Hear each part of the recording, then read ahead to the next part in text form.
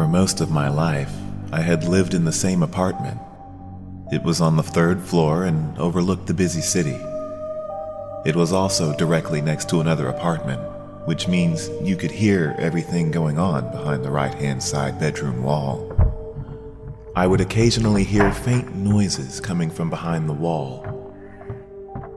There would be scraping, which I assumed was the sound of a chair being pulled along the floor. Sometimes voices could be heard. I guessed they were either from the residents living there or from a TV or radio. And then there was the banging. The banging was a rare occurrence, but whenever it happened, it really annoyed me.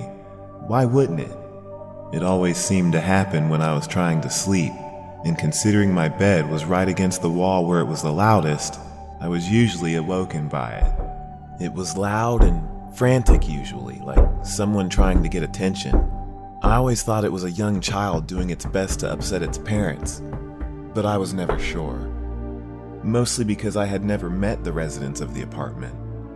I would rarely go out and never spoke to or saw the residents of the apartment next to mine, but God, could I hear them. Like I said earlier, this banging was a rare occurrence, which meant at most times I would get a good night's sleep. But whenever I didn't, it was always because of that banging. However, I remained in the apartment. It's not as if it happened all the time, and it wasn't a major thing. Definitely not a reason to move out. There's a different reason I moved out. It was the tapping. I remember the first and only time it happened.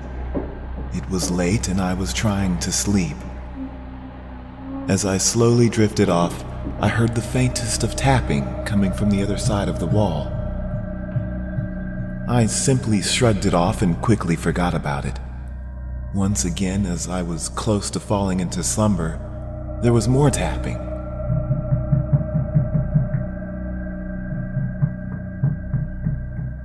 It was slightly louder than the first time and prompted me to open my eyes. For a moment, I just laid there, waiting for it to happen again, and it did.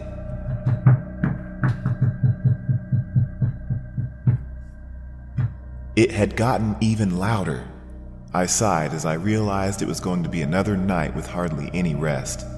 Despite this knowledge, I still tried to get some sleep. Unfortunately, the tapping continued. There was always about 3 to 4 minutes after one succession of taps before another round occurred. It was like whoever was tapping was waiting for a reply from me. Like they knew I was there, listening to them, ignoring them. This freaked me out slightly, but I brushed it off as best I could. After a couple more rounds of tapping, I finally snapped. It was 2 in the morning and it was obvious I wasn't getting any sleep until whoever was tapping got a response from me. So I gave in and participated in the childish game. I tapped lightly on the wall. There was silence, then knocking from the other side. I replied and then waited. A moment later, whoever was on the other side knocked back. It was louder than before, much louder, almost like they were slamming their fist against the wall. I hesitated at first, but then cautiously tapped against the wall again. This time, the person on the other side of the wall took longer to reply, so long that I thought they had stopped. So I tried to get back to sleep. But I was quickly startled from my slumber by an extremely loud, frantic banging against the wall. I shot up into a sitting position, my mouth slightly agape, my eyes wide. The banging was so loud and frenzied I thought the person on the other side was trying to break through my wall. I sat there, frozen, just staring at my bedroom wall. It continued non-stop for a couple of minutes and was beginning to give me a headache. I could just make out the sound of scraping behind the banging. Then it stopped. Everything went quiet. I sat there for a while. At that moment, I wouldn't have even minded some banging. I just wanted to hear something that would tell me everything was all right. But there was nothing. Nothing but eerie silence. Placing my ear against the wall, I listened closely for something, anything, but there was nothing. It took a while for me to get to sleep that night. I woke up the next day tired and still thinking about the night before. After a couple of days, I managed to brush it off as best I could. But the sense of normality and of being carefree didn't last long. It was some time after the tapping incident that I heard a knock at my front door.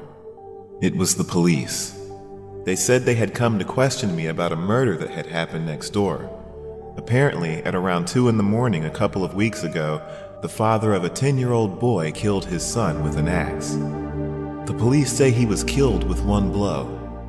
They also said the father was nowhere to be found, but the son's body was still in his room. I was unnerved when I heard about the murder.